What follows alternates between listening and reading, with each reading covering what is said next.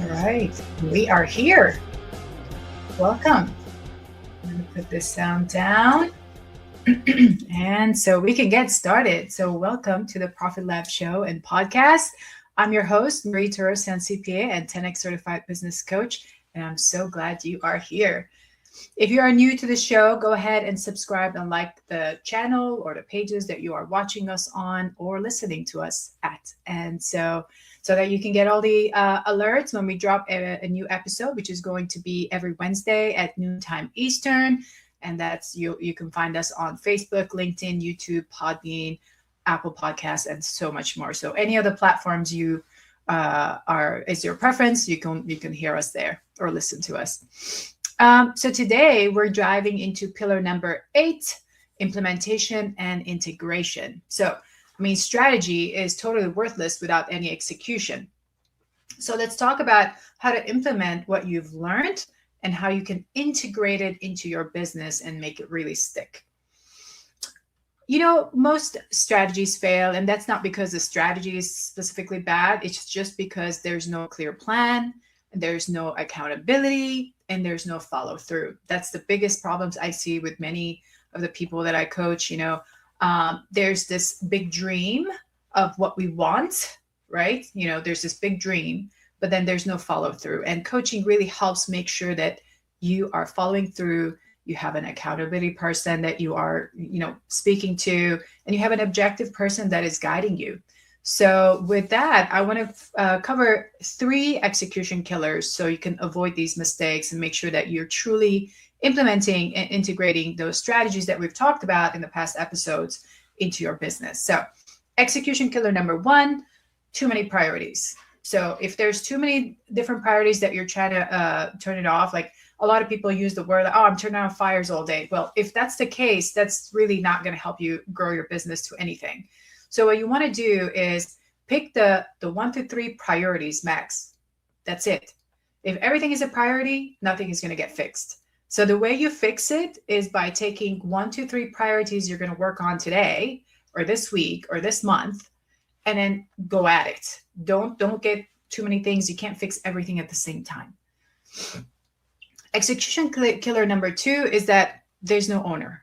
Every priority needs a name next to it. If it's everybody's job, then it's no one's job. So, and the other thing is that if you as the owner feel like every single priority needs to be fixed by you, that's another problem, because we talked about bottleneck before. That is not what we want. So what we want is that if these 3 priorities that you want to work on, you want to be able to say with your team, okay, who's the right person to handle this specific priority and can help us go through this fixing phase. So every fix or every priority that you want to fix, it needs to have an owner, right? To be able to go through that. Not everything is dependent on you. Remember, the whole point of this is to build a business that can run without you. Execution killer number 3 is no scorecard. If you don't measure it consistently, nothing is going to get improved. So you may think of a specific problem, you have the fix, you try to fix it, but if you're not tracking if the fix is actually working, then you don't know if it's really working, right? So these are the 3 execution killers: too many priorities, no real owner of each priority, and then no scoreboard. So we want to make sure that you don't fall into this trap, and you have something that you're tracking. Implementation is where the true magic really happens, or where it dies. So what I usually recommend is for my coaching clients is to break their goals, the big goals, into 90-day sprints. What that does is it actually helps you pull the big picture into small bite-sized goals, right? So if you want to hit $10 million, well, you can't do that in 90 days, obviously, but you can break down the $10 million goal into 90-day sprints where you can actually get work done building towards that $10 million goal, okay?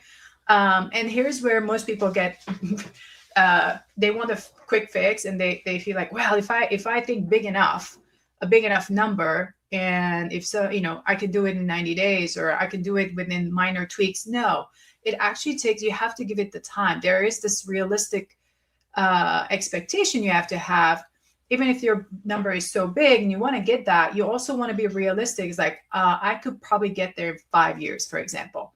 If I'm going to get there in 5 years, so how do I break it down into 90-day sprints? So then in 5 years, I've actually hit every single 90-day target, right? The big goal and the 90-day target. So here's where I recommend you start. First month of that 90-day plan, okay, choose those 1 to 3 priorities. And I mentioned that earlier about the killers, right? So keep that in mind. Document the current state of each priority that you're going to work on, and then build the plan and assign ownership, right? So sometimes it could be a group of team members that are helping you do this. And you just have to make sure that you have the right team that's working on the priority. Again, you're not the fixer of everything, and you don't have to be. If you're the only one that could fix things, that's not a business that's going to grow. So you want to have people around you, team members that are maybe better than you in certain things, and they're going to be able to help you build those plans and put the fixes in place, right? So month number 2, now that the plan is completed, you know exactly what needs to be done and who's in charge of it. Now you have in month 2, you start executing the plan, and you break it down to weekly implementation. You track some metrics on how these plans are getting implemented, maybe timelines, due dates, all of those, and then you adjust as needed.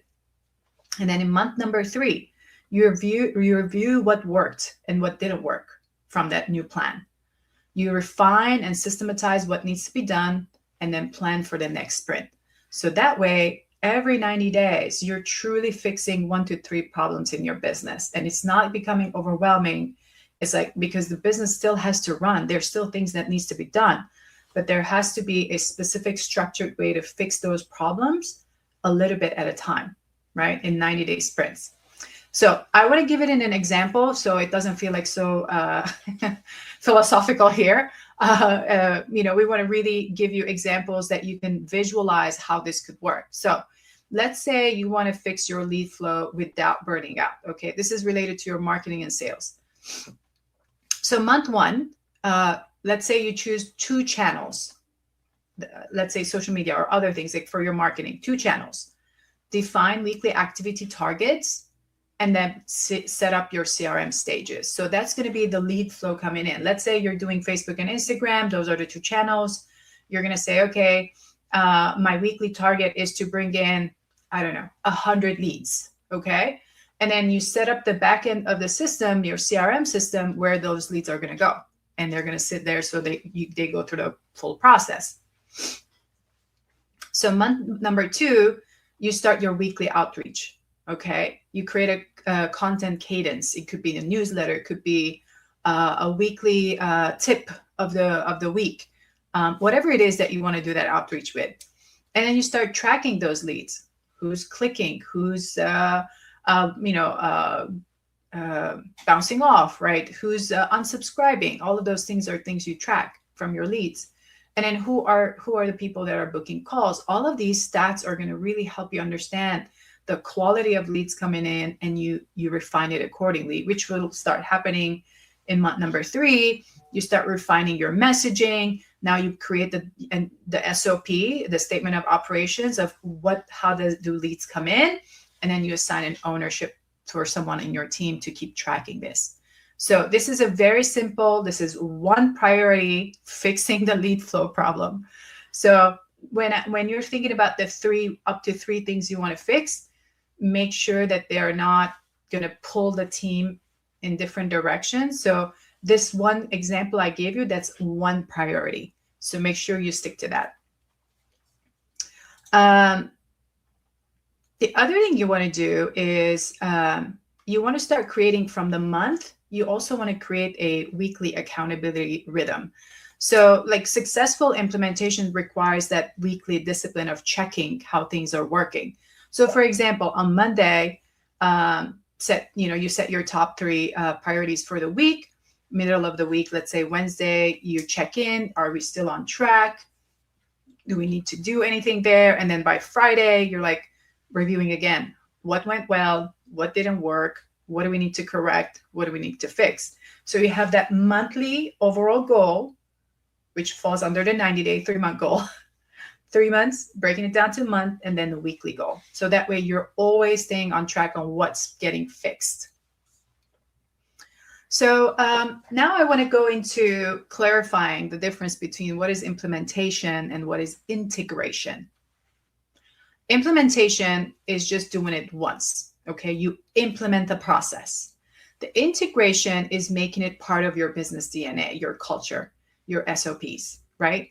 So to integrate a new process, you repeat it for 30 days, consistently building that habit. Just like, let's say, if you decide, to work on yourself personally, you want to lose 30 pounds, you change your eating habits, you start going to the gym, you start working out. So those are habits that's going to take you a minimum of 3 months to really get into that new habit. It's the same way for your business. If you're trying to fix something, if you're implementing a new process, to be able to integrate it as part of the culture, you have to repeat it every 30 days and consistently build that habit. Document the process. The hardest part is if something you're implementing new and you know about it, but nobody else knows about it and cannot repeat the process. Every process needs to be repeatable. It should be understood by the team that is going to take over, right? And let me tell you another thing, because documented processes are very important when you're ready to sell your business. It's going to bring you a higher value beyond just the financials.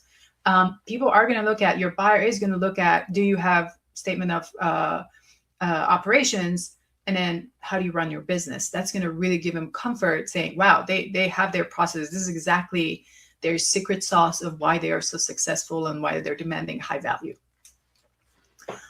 Train your team. Make sure everyone knows the new way of doing things. Again, if it's in the marketing department, it's a lead flow problem. Everyone in your marketing team that's going to do that process repeatedly, they need to understand it. They need to be trained, and they need to have a document that says, here's what we do. And of course, measure it. Track the impact so you know it's working or not. So it's not just about implementing things. Integrating, like we said, is the next piece of the puzzle, is to integrate it into your business. Everybody understands it. You measure it all the time. And again, for example, going back to the same thing of lead flow. If you said, hey, we're going to get 100 leads per day, and then you start doing that, you change the process, everything is working great. You have that for about, 3, 4 months, 5 months, and then something happens. So if you're not measuring, you wouldn't know something changed. And then if something shifts and say, oh, we're only getting 10 a day, what's going on? What changed, right? So measuring it is going to be super, super important. Okay, so as we get to a close, I always leave you with the profit question of the week. So here's your question. What is one strategy you learned in the last 6 months that you never fully implemented? Maybe it was through reading a book. Maybe it was listening to a portion of some of my podcasts, but you did not really fully implement it. And then what would it take for you to execute it in the next 30 days? Okay, so again, full question. What's one strategy you learned in the last 6 months that you never fully implemented? And then what would it take for you to execute it in the next 30 days? Okay, so now your action items for the week. Choose your top 3 priorities, 1 to 3 priorities we talked about to work on and implement and integrate in the next 90 days. Write them down. Break each priority into your monthly milestones. And of course, think about who's going to help you out. And then set up your weekly accountability check-in with yourself, with your coach. If you don't have a coach, you can have me. Or a peer. Okay. It's very important. Accountability is very important to get things moving. Okay, so next week we'll be discussing optimization and scale. We're going to be fine-tuning for efficiency and exponential growth of your business. So until next time, make sure to commit to your success. Be sure to follow, subscribe, like, and share this episode so that more businesses can benefit from our content. And with that, I'll see you next week.